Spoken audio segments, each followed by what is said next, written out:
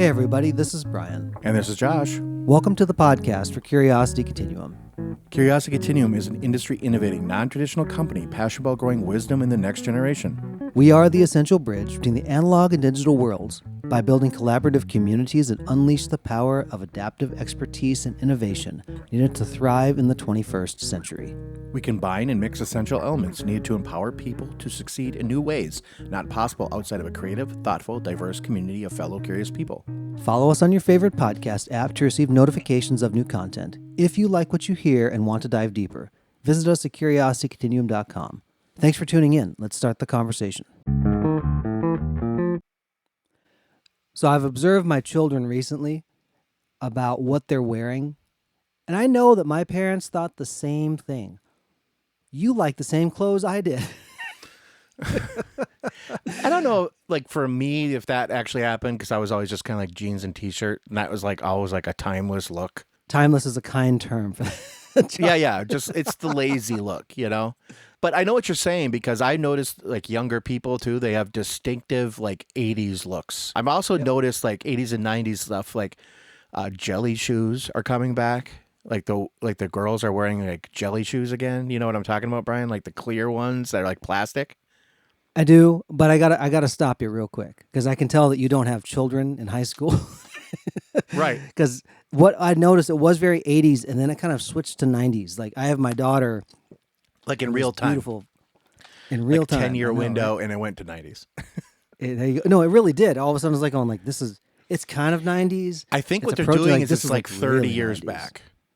It really is. It holds because I remember like when we were in school, it was the hippies, you know. But then the generation after was like the 70s. We're in this weird time though, where it is postmodern, where you have access to see the things. Like, if you ask me what did things look like in the 50s, I'm like, I guess I can go to the encyclopedia and take a look to see what it was like, or watch Back to the Future. But that was my cultural reference. I mean, if you think about it, if you did Back to the Future today, it would be the same. It would be going back to like 1994. That just blows my mind, man. Because in the 80s, that was going back to the 50s. I know. 30 years back. Now, what's interesting is that there's like other cycle where there's artists now where I hear their music and it sounds like 50s rock. Yeah. You know, or like crooner music, and that almost went 2 cycles back. So is this from like, there's access to that old stuff? People can see it, hear it, look at it, and so they get inspiration from it. I don't really hear many people saying like, oh, I figured this new thing out, and they do it. I know I have heard that on some stuff, and I'm like, no, you didn't do that. You know, that happened before. We got that way before you did.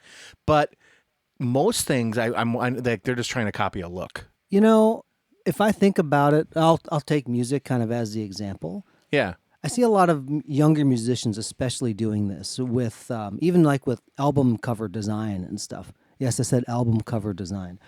There's this thing where there is benefit to you figuring out how something works. It's like you are in touch with it more. It's not that they still don't use digital plugins and stuff like that, but dude, like this is so great because the signal isn't pristine. It's like, right, like that was kind of the character.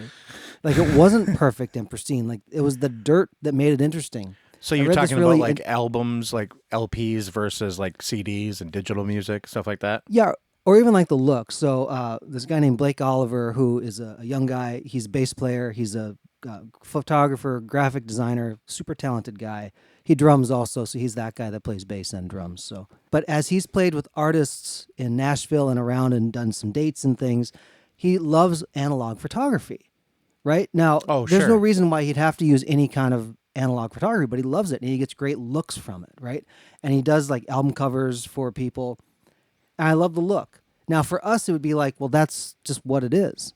But for him, it's enough removed where it's like, oh, I want to reconnect with this because I can play with aperture, I can play with exposure, I can do these things and get an analog effect that it has just an inherently different to it.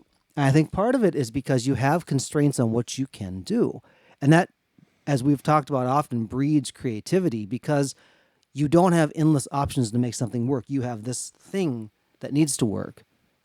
And then instead of fiddling with it and getting it to work However, because you have 1,000 options, you have 5 really good ones, and you have to try to figure it out. It I think actually about lends itself to more time creating when you think about it, and that's why the constraint is good. when I think about really good chefs, I'll just tell on myself. When I go make a salad, I generally like, oh, I like this, and oh, I like this, and Right. my salads always taste good to me. But if I make them, if I'm not careful, they'll always just taste the same because I always like these things. But if I go to a restaurant, and I don't buy many salads out anymore, but if I do, there's like 5 ingredients. Now, generally, when I see those, I'm like, it's only 5 ingredients, and what the heck is this? This is a ripoff. Until I taste it, I'm like going, oh, this is really good because nothing's interfering with the whole composition of the piece. Well, that's like a chef knows, and less is more. So instead of putting like 75,000, like when we go to like like we'll take the salad reference. You go to like a salad bar. I mean, it's kind of the thing is how much of this crap can I fit on this plate? Right. Because I get one trip up here. It's usually not unlimited salad bars. So I'm getting one trip up here. It's going on the plate. And this becomes like a Jenga master competition, and you're trying to like stack stuff so it doesn't just flop off onto the floor or onto your, when you leave, like when you're walking back to your your seat. It's been a long time since I did a salad bar, but that's kind of what that is. I don't know if you order like a salad out, it's got this, you kind of know, it's just like anything. It tells you what's on there and you say, oh, okay, I'll try it. Yeah. Let's roll it back now to Yeah. 30 years ago. We're talking about clothes and things. We're kind of in this phase now where there's a lot of fast fashion. There's a lot of things you get, if you can't find it in a store, you probably just go on Amazon and find something like you're looking for, right? Yeah. That's part of the fun of today's world where it's so connected. But when I see people like, here's a handcrafted leather good. Now, it won't win any like intricacy awards, but it's just very nicely done with quality leather, right? It's tanned nicely, and it's sewn well together. And there's maybe not brand prestige, but it's done well. It's really fun to find things like that. And I think where you have to choose certain things that were older, it's like, well, this didn't exist then. What would it be like? That it's almost like you're simultaneously moving forward in your life, existing in the present, but you want something to feel like an anchor point. That could be clothes, it could be food, it could be something. But I think that may be why things are cyclical in some way. Do you have another perspective on it? Not really. Like the way I always think of that is cyclicalness is people don't really change generationally. When you look at how we were when we were kids, our kids, even though the kids that are like would be like our age back in that time, so like your kids, for example, because we're looking at somebody that's like when we were like 16, 17 years old, it was in the 90s, right? So if you think of that, your kids like 16, 17, 18, something right around there. So you're thinking to yourself, okay, so where they are in their journey is where we were, even though the stuff is different, like the technology is different, it really isn't that far removed from what we went through. Now, there might be some overarching like world situations and things like that are different. And because of the interconnectedness of everybody, it's a little different. But the development of generations seems to be cyclical because people at a certain age only have referent back. Like we always talk about how we have more in common with older people than younger people. And part of that is, I think, because the older people know what it was like to be us more than the younger people don't understand what it's like to be older. And so when you have that connection with people, like you, like me, like I can talk to like somebody in my parents' age much easier because first of all, like they were around the same time I was. They might have been older. They have a different perspective. Like in 20 years, I'll have more of my parents' perspective probably on how things are, right? And it's complicated, but I think it's not really. It's just your life events to this point have got you this experience. And everyone always thinks the older people always think the younger generation is trashy and they're like dumb and lazy. And now some of that's true. Individuals are individuals and some people are lazy and some people are dumb. But there are also smart things in that too. Sure, I mean, it's true. I mean, And sometimes you say dumb things because you're young and stupid and you don't understand the way things work, right? I'm not saying that like we have to accept the way things work. I think that we can change things and we can try new things. But what you have to understand is that older generation, that's how it worked for them. So if you're trying to interact with those things, you have to kind of have this somewhat harmonious, especially if you're working in a workplace between like 2 or 3 different generations, like most people do like now, like my workplace, there's like 3 generations of people. And you can really see the difference in like the way they work, you know? So if you're going to like try to understand that, I think you have to understand that at that point. I don't know. It's complicated and might be confusing. No, I think you made it very clear. There's the same type of reach to make sense of things. Right. Now, let me ask this question related to all the things that you said. When you talk about how it's easier to relate to older people, do you feel like any of the reach back is a way that young people, whether they perceive it or not, are trying to tap into something so they can understand their parents or the older generation? Like, is there like some unconscious like reach for knowledge or wisdom just by accessing other things that aren't directly that? I mean, I think part of that is that. I also think that part of it is that it seems novel, you know? And when you look back in time, you always think of it as simpler, even if it wasn't. Like the 90s were not a simple time. There was lots of crap going on, but our perspective on it was simpler. Like we didn't have some of the pressures that we have now, right? And you almost would like give like something and be like, man, I want to go back and be like how I was back then. But you don't really want to. You just think of the time more favorably through nostalgia. And so I'm thinking that that's probably part of it. But also the younger people, I do think that they are genuinely interested in the before times, you know, quote unquote. Like, what did we do for fun? Like, because they're trying to think of themselves like, you guys didn't really have the internet. You didn't have, you didn't have cell phones. We didn't have, if you called somebody and they weren't home, they just weren't home, So, Right. right. So I do think that like the younger people today really do look back at like the 90s and like, wow, that was like really interesting. How did you even survive? And part of that is, first of all, no one had a cell phone. So it wasn't like half the people had cell phones and half people didn't.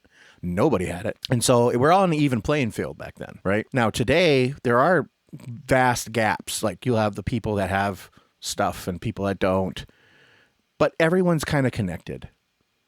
And so you can really find out what somebody's doing pretty much all the time. I mean, like people can stay home and you totally know what they're doing. Like they can be on Facebook chatting with you or on a phone call.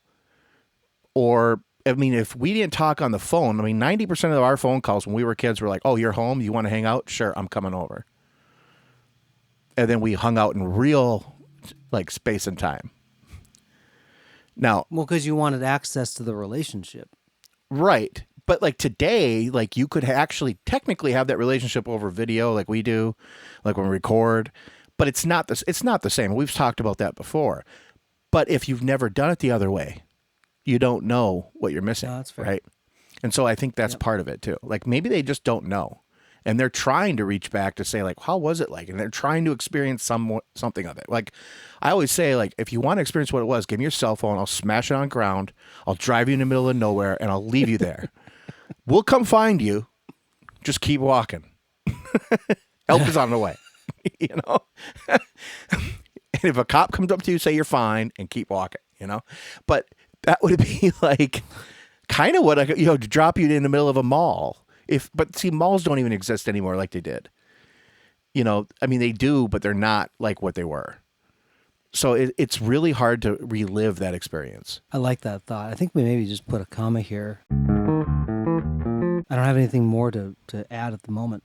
But I'll leave people with this thought. I'm thinking about our adventures to Mall of America when we were growing up. First the of all, we had one to where we actually went to Mall of America, or the one where we tried to go to Mall of America? Those are stories for another day, Josh. I'm just saying.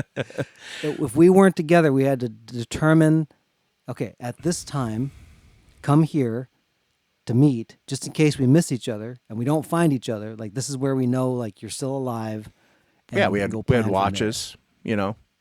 I mean, I have a watch today. It's thanks. called a cell phone. Funny. I will tell on you. When Josh referenced his outfit, he called it timeless. I just got to tell people what this thing really was.